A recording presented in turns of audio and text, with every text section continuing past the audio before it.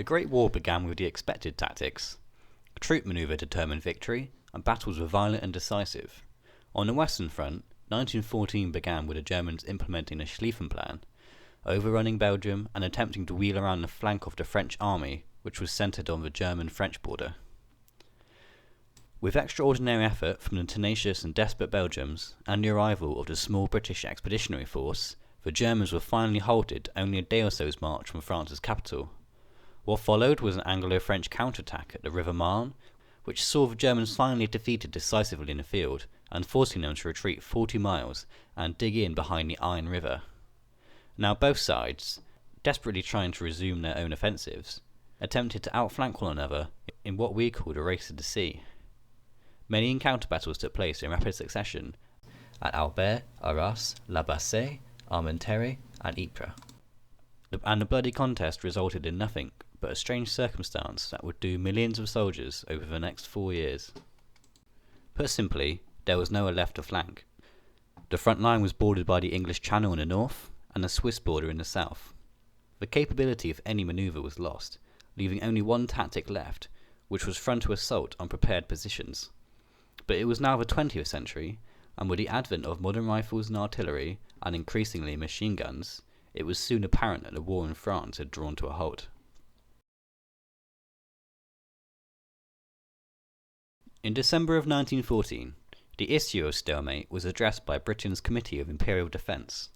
The secretary of this committee, one Lord Maurice Hankey, wrote a memorandum addressing the situation at hand and suggesting ways to rectify it. This later became known as the Boxing Day Memorandum. The primary focus was on locations for peripheral attacks on the Western Front and alternative fronts in the East. It was also one of the first mentions of the possibility of assaulting the Dardanelles. Interestingly, it also suggested unifying the Baltic states, including Bulgaria, on the side of the Entente. And importantly, it stresses the difficulty in assaulting an entrenched enemy. Days are required to capture single lines of trenches. The losses are heavy, and as often as not, the enemy recaptures the ground on the following day. Is it possible, by the provision of special material, to overcome the present impasse? Can modern science do nothing more? Several theoretical implements are suggested. These include bulletproof shields, artillery-fired smoke screens, and even rocket-propelled grapple hooks. It also describes the invention of a new type of specialized machine. Bulletproof large heavy rollers propelled by motor engines, fitted with caterpillar driving gears to grip the ground, and fitted with a Maxim machine gun and an armoured driver's seat. Its intention being to roll down barbed wire by sheer weight, and to give some cover to men creeping up behind, and to support the advance with machine gun fire. The origins of this proposition stem from one source, Major General Sir Ernest Dunlop Swinton. Although the first British tank could not be considered the idea of one man, Ernest Swinton was certainly one of the major players in its development. He could be described as a man who understood the increasing importance technology would play in the wars of the 20th century. He first entered active duty as a captain in the Boer War, and was described to have a machine gun complex. He writes in his book Eyewitness, "The fact the machine gun remained unpopular for long after the South African War, largely on account of infantile but remedial weakness, served only to quicken my interest in its possibilities." I'd also like to note that Swinton wrote the official naval and military history of the Russo-Japanese War, an incredibly informative conflict, defined by static trench warfare, where machine guns and barbed wire were just as pivotal in those battles of 1905 as they would be in 1914. So how did Swinton come to form this idea of an armoured fighting vehicle? His role in the war was destined to be quite mundane, as a rail transport officer in England. This was until the 7th of September, when Lord Kitchener, Secretary of State of War, asked Swinton to become the official correspondent to the press on behalf of the military, and was to make a visit to France in order to report to the press.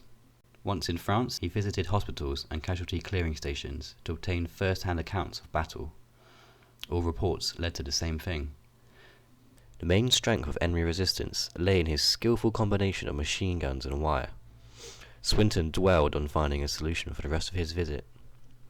"Within the last 2 weeks, my vague idea of an armoured vehicle had definitely crystallized in the form of a power-driven, bulletproof, armed engine capable of destroying machine guns, of crossing cross-country trenches, and of climbing earthworks. He called his vehicle a machine gun destroyer. Driving his car to Calais, he remembered a recent letter from a mining engineer he knew from the Boer War, recounting a Holt tractor display in Antwerp and suggesting its use in the military. Straight ahead, in the clear morning air, came into view the Frere of Calais. Like a beam from that same lighthouse, the idea flashed across my brain. The American Caterpillar tractor at Antwerp.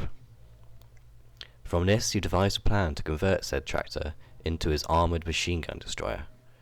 When I stepped aboard the Folkestone boat, I felt I had found the answer to a question of far greater importance than my own future. Swinton soon arrived in London the next day, October 20th, met Hankey and discussed the deadlock dilemma, describing it as similar to a siege, and explained his idea of obtaining some Holt tractors for the purpose of modification. Swinton describes Hankey as a sympathetic listener. Just as a side here, Swinton also spoke to an artillery officer named T.G. Tulloch, who mentioned he had a similar idea years earlier with the steam-powered Hornsbury Ackroyd tractor. And this is just one of the many examples of people conceiving of a similar idea. H.G. Wells, for example, wrote a book called Land Ironclads in 1903, and here I'm going to give a few examples of some early tank-like vehicle concepts. Just to give you the idea that an armoured vehicle with weapons coming out of it is certainly not revolutionary. In no man's land one early morn at 60 in the shade, from out the British lines there came the famous tank brigade. The Huns began to strive but couldn't make it out at all, especially when the tanks began the caterpillar crawl. And the tanks went on and they strolled along with an independent air, and their guns began to flare, and the Huns began to swear. But they pulled the trees up by the roots, and they made the Huns look like salutes to the tanks that broke the ranks of Invercargill.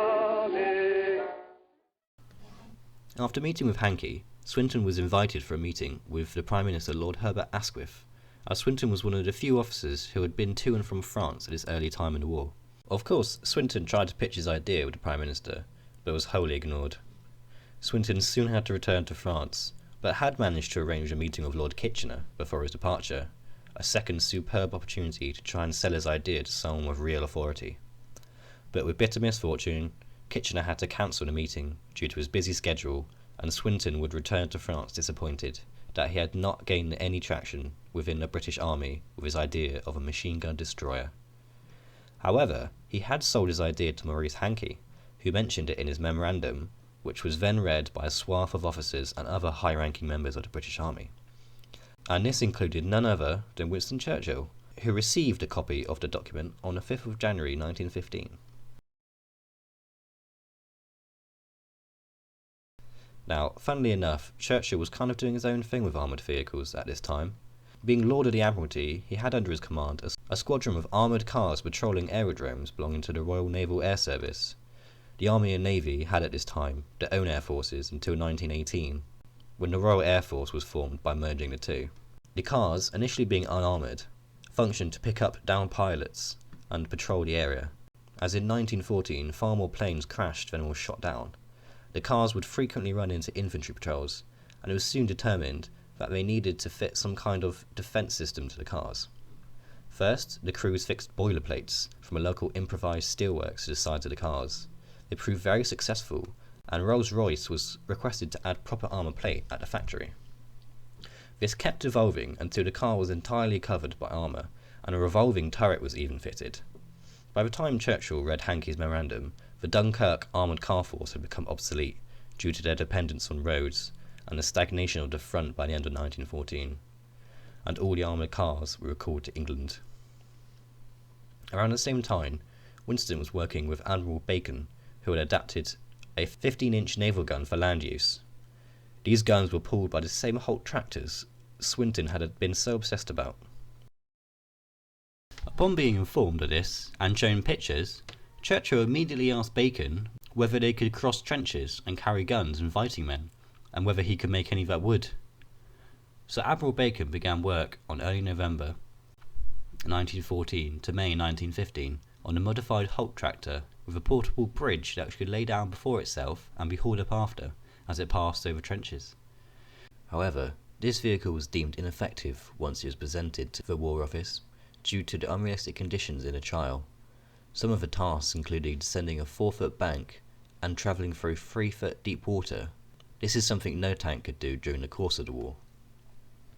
Now returning to January 5th, once Churchill read Hankey's memorandum, he wrote to Asquith explaining the low cost of simply experimenting with up-armoured cross-country tractors.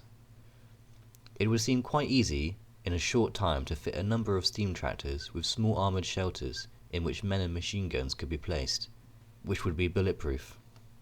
Seemingly more impressed by the proposition when made by Churchill, Asquith laid the letter before Lord Kitchener, who then pursued the idea. This resulted in an already sceptical War Office testing the Holt tractor brought from the US. The tractor had to tow a truck laden with sandbags representing a weight of armour over a simulated battlefield. The trial resulted in the tractor becoming stuck in the waterlogged ground during a trench crossing, and the idea was abandoned. This was not communicated back to Winston Churchill, but seeing the slow movement of the War Office, he decided he must take matters into his own hands anyway. On February 17th, the Duke of Westminster, who commanded a squadron of armoured cars, invited Churchill to dine with him, along with several other armoured car squadron officers. One of these officers, Major Hetherington, spoke with force about the idea of a massive land battleship, to which Churchill was thoroughly impressed, and directed Hetherington to submit his plans to the first Sea Lord, Lord Fisher, although this wouldn't go anywhere. And perhaps this is less surprising, as Hetherington's landship idea was on a far larger scale than anything ever found practical. It had a proposed weight of 300 tons, with larger wheels 40 foot in diameter, with a total length of 100 foot.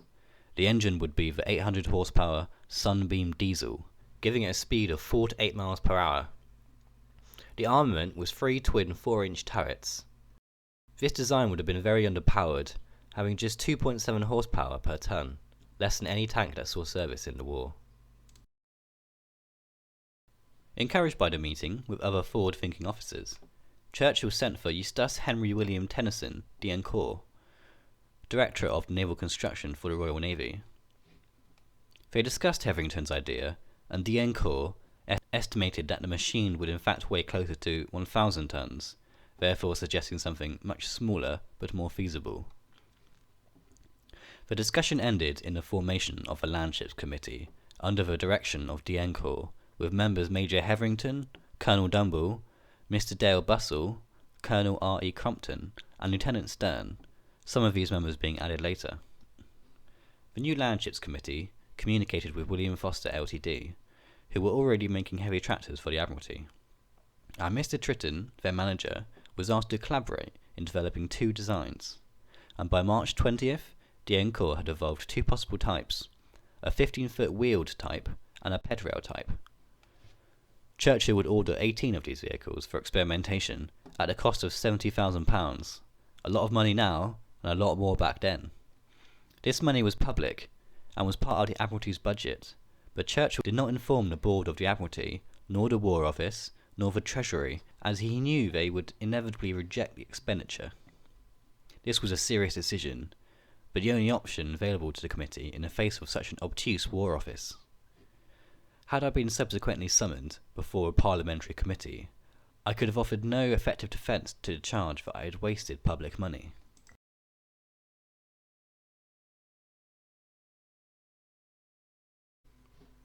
So, after nearly 8 months of war, the experimentation that would directly lead to the tank finally began.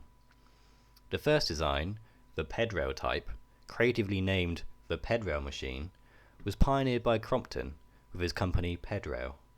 Pedrails were a type of wheel often used in agricultural tractors at the time. Crumpton stretched the device, making it superficially look like tracks. At this time, the objective of the landship was not wholly clear, and the pedrail machine was designed as a troop carrier for 50 men. Unfortunately, the pedrails were not sufficient to take the load of armour, and the machine's long length of 38 feet meant it had a turn radius similar to an actual ship. Although it was adapted to be centrally articulated, this instead just became a weak point, so the pedrail machine was dropped. However, by this time most of the parts were already made, and the machine would continue to be experimented on with various engineering companies, eventually becoming a mobile flamethrower platform, before finally being shelved in 1917 after disappointing trials at Salisbury Plain.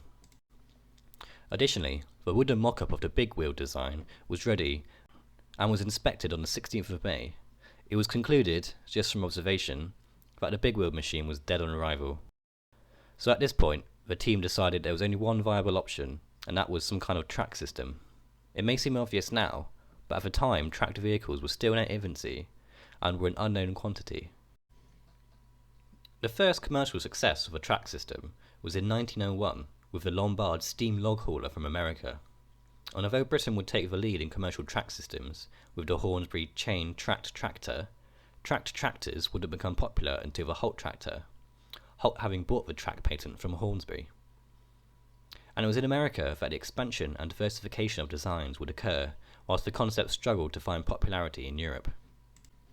The committee investigated the track systems when Commander Briggs of Armoured Car background, and who was in contact with the committee, found in a foreign bookshop a copy of Scientific American, which had in it a catalogue of tracked tractors available in the American market. The main issue with the available tracks at this time was that they were too small for what the committee was looking for. However, after sending one of Crompton's men to America to investigate the utility of the tracks, 2 of the largest tractors were ordered and 1 smaller one, the Bullock Creeping Grip tractor and the Killen Straight tractor respectively. It is also at this point that Swinton returns to the story. In July, Swinton was asked by Asquith to become Secretary of the War Committee, the War Committee being the replacement to the since abandoned Committee of Imperial Defence. Swinton knew only too well of the imperceptiveness of the dignitaries of the War Office. He had since seen a response to the Boxing Day memorandum, which read, "If the writer of this paper were to descend from the realms of fantasy to the reigns of hard fact, a great deal of valuable time and labour would be saved." Swinton had been entirely ignorant of the Landships Committee, and only learned of it once he began his secretary job. He summoned Stern before him, and told him as follows. "Lieutenant Stern, this is the most extraordinary thing I have ever seen. The Director of Naval Construction appears to be making land battleships for the Army, who never asked for them, and is doing nothing to help. You have nothing but naval ratings doing all your work, and what on earth are you, a mechanic or a chauffeur?" "A banker," said Stern. Stern went on to explain what the Landships Committee had been doing for the first half of 1915. The situation was certainly unorthodox, to say the least, but Swinton would add some much-needed attention to the project, seeing as after 2 aborted attempts, the committee now only had 3 tractors on a ship on the Atlantic Ocean as a sum of their assets. Stern and Swinton would become good work friends, and Swinton would become the bridge to the army the Landships Committee surely needed.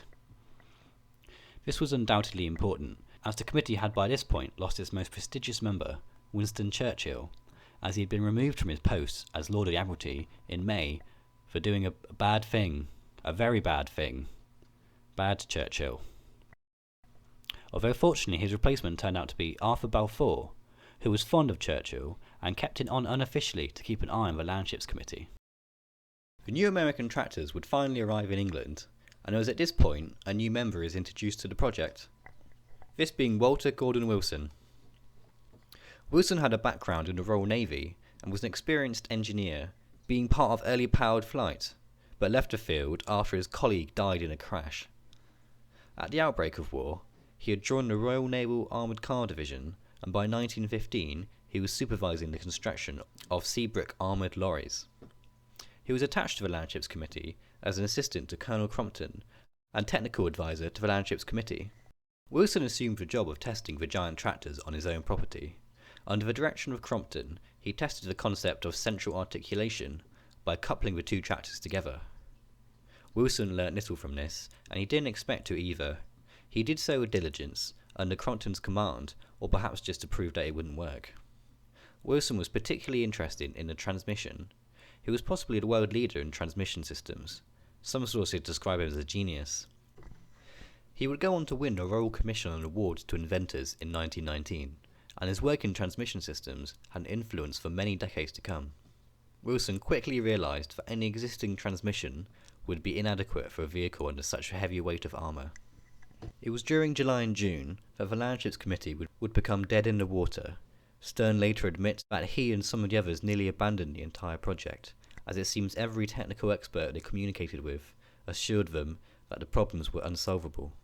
The committee now made their best efforts to keep the ball rolling. On the 30th of June, the committee invited representatives from the War Office to a demonstration at Wembley Stadium. The committee didn't have much to show. The main attraction was the Killen's straight tractor, fitted with a wire cutter. Despite this, the War Office was surprisingly impressed by what the tractor could do, and felt confident enough to relieve Stern's armoured car squadron, Squadron 20, of all its duties, and put them under the committee's disposal. One of the first actions was to add armour to the Killen Straight, although soon after, the vehicle was deemed inadequate. The position of the tracks, for instance, meant it had a very poor trench crossing capability. The armoured Killen Straight tractor spent the rest of its life as an aircraft tower for the Royal Naval Air Service. On the 15th of July, Stern arranged to meet with Wilson and asked him whether he wanted to continue working for Crompton or whether he'd like to assist Tritton instead. Wilson responded that, should he be put with Tritton, they may be able to produce a machine that would do something. And what he said became quite prophetic, as all the British tanks that would see service in the First World War were collaborative designs by Wilson and Tritton.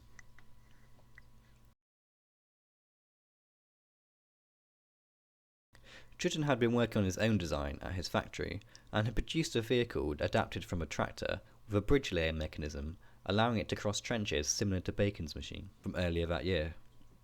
Although it was certainly capable of crossing trenches, it was far from a machine of war and was soon shelved. It was also around this time that Crompton leaves the committee. His pedrail seemed simply not to be up to the task, and often design proposals were highly complex and costed ludicrous amounts of money. His Rolls-Royce engine landship proposal of August 9th was to cost £68,676. Not ideal, seeing as they had only recently barely haggled £80,000 budget from the War Office. And to add to this, his design drawings frequently arrived late and sometimes with gross errors. These would cause frustrating delays, compounded by the fact that using factories in wartime meant having to keep to strict timetables. So Crompton leaves stage left, his employment terminated. However, during this time, Tritton and Wilson had produced, without much difficulty, a metal box mounted on the creeping grip tractor's tracks, powered by a Daimler 105 horsepower engine. They called the vehicle No. 1 Lincoln Machine, having been built from the town of Lincoln. Almost immediately the tracks proved wholly inadequate. As soon as the machine began to move across the factory floor, they would snap and fall off. The metal was of substandard quality, and they were badly made. Once they had the machine outside, they determined that the principle of wire crushing worked effectively, but when it came to crossing trenches, it was hopeless. The overall tool height and short length was certainly at fault, but this is generally forgivable, as it was mostly a testbed for the mechanics and the tracks. It was determined that the vehicle needed a differential lock, which was okay, but it was also clear that the track design needed a complete overhaul. The work that Wilson and Tritton would now undertake happened at a remarkable speed, but their transmission system and differential were difficult and inevitably took up quite some time, and that was before even starting on the tracks. Dienko was becoming quite desperate at the still lack of a working vehicle and wrote to Stern that he must hurry the two men along.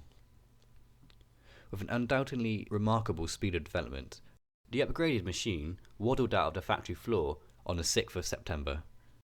With a new name, Little Willie. Stern would later receive the following telegram. New arrival by Tritton, out of pressed plate. Lightweight but very strong. All doing well, thank you. Proud parents. The trials would take place on 15th of September. Swinton would report after the war. I was asked my opinion, and I said that Little Willie would not do. He did not comply with the specifications sent from France, and he could not climb a 5-foot vertical height. Little Willie was a steel box. However, Little Willie served its purpose, and by this point, Wilson and Tritton, having learnt much from their first prototype, were already drawing designs for its successor. Wilson had been floating the idea of a rhomboid-shaped vehicle since August. Here I'd also like to mention Edwin Willock, general manager of Pioneer Tractors in America.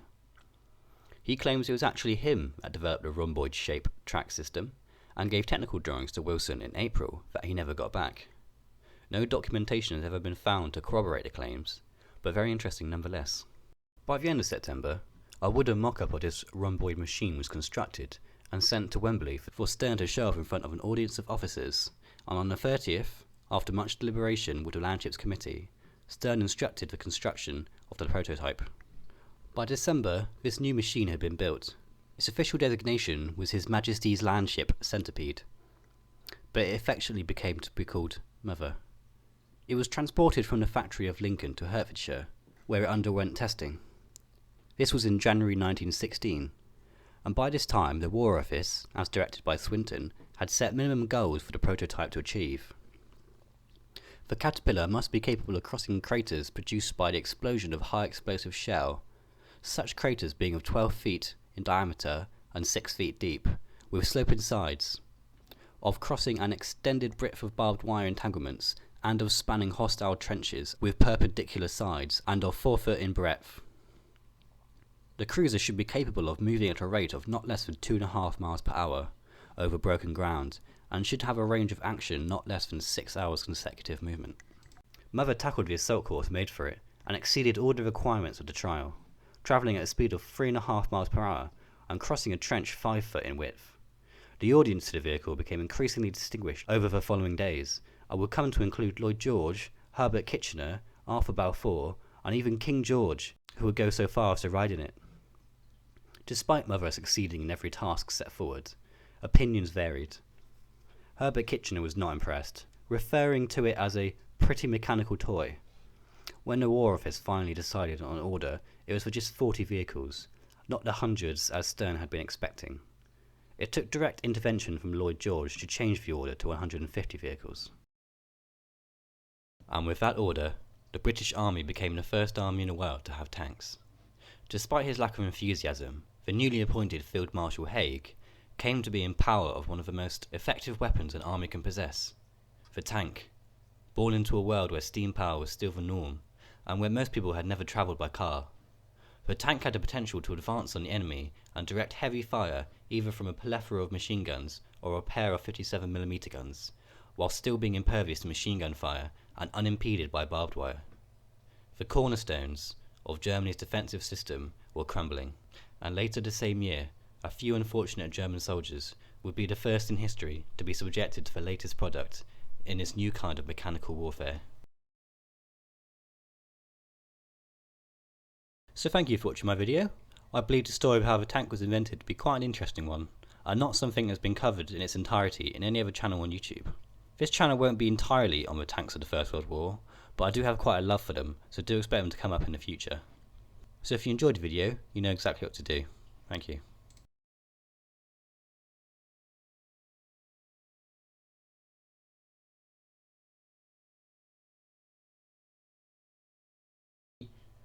Please like and subscribe.